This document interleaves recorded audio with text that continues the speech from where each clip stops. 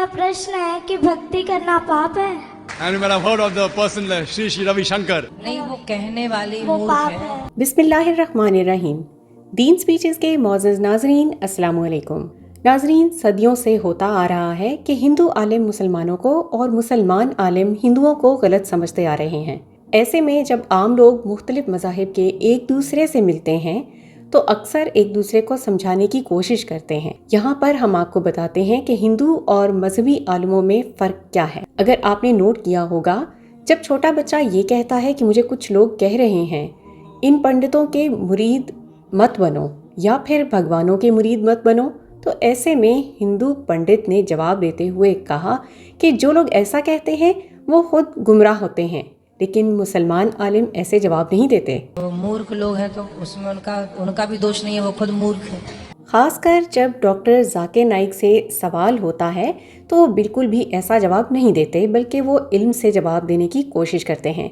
हिंदू और मुसलमान इस तनाज़े को देखकर एक हिंदू जो कि पेशे से इंजीनियर है, जाकिर नाइक से दरख्वास्त करता है कि मैं चाहता हूँ कि ऐसी तकरीबात में हिंदू पंडितों को बुलाया जाए और सबके सामने बहस की जाए ताकि दूध का दूध और पानी का पानी हो जाए। इससे ये हो सकता है कि असल सच सामने आ जाए और हिंदू मुस्लिम दोनों एक साथ एक यकीन के साथ चल पाएंगे।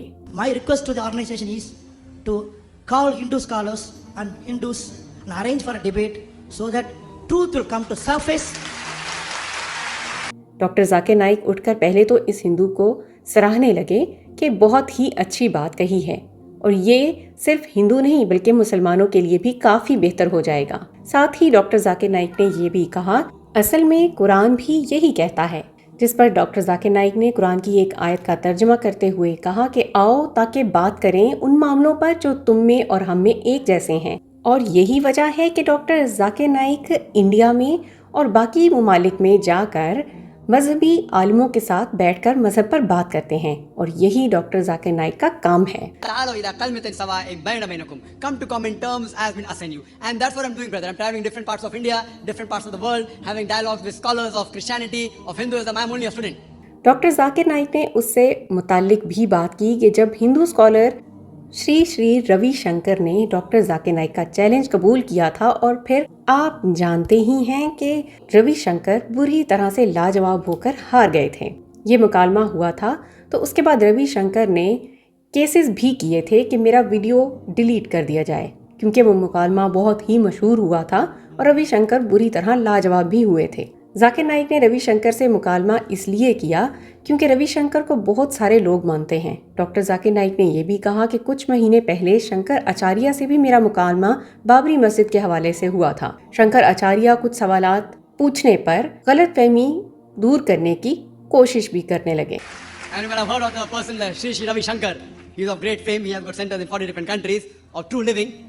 And if anyone in Madras, if you can organize, brother, if there's any priest in Madras, we would love to have to come on a common platform and have a dialogue. तो ये सब doctor Zakir Naik इसलिए कह रहे हैं कि हमें कोई मसला नहीं, अगर कोई तैयार होता है तो मैं डिबेट करने को तैयार हूँ, लेकिन उसके लिए ज़रूरी है कि ऐसा बंदा आए जो इल्म रखता हो, जिसको लोग जानते हों और ज़्यादा से ज़्यादा लोग तकरीब के लिए इकट्ठे कर सकता हो। There's no problem, brother. We love it. We are here to come to common terms. If you can arrange, any brothers out here, non-Muslim or Muslim brothers can arrange any dialogue. Just come to common understanding, but get a person who's knowledgeable.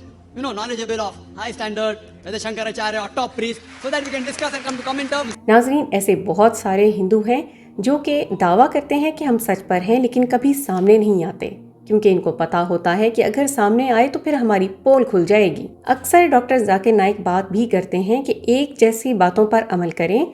वो कभी अपने मज़हब की किताबें इतने गौर से पढ़ते ही नहीं कि उनको समझ आ जाए कि असल हकीकत क्या है। मिसाल के तौर पर जाकिर नाइक ने यह हवाला भी दिया कि हिंदू और ईसाई मज़हब में आप सल्लल्लाहु अलैहि वसल्लम की पेशनगोई हुई है। हिंदुओं में कल की औता के नाम से मौजूद है, जबकि ईसाई मजहबी किताबों में भी मौजूद है कि बहुत सी बातें बतानी है, लेकिन अब समझोगे नहीं। जब वो आएगा तो बेहतर रहनुमाई करेगा। अब ये सब मोहम्मद सल्लल्लाहु अलैहि वसल्लम के बारे में ही बात हो रही है। नाजरीन, उम्मीद करते हैं डॉक्टर जाकिर नाइक की इन बातों से आप ज़रूर मुतमईन हुए होंगे। आप हमारा चैनल दीन स्पीचेस ज़रूर सब्सक्राइब कीजिए। हम मिलते हैं अगले वीडियो में। अपना ख्याल रखिए। अल्लाह हाफ़िज़।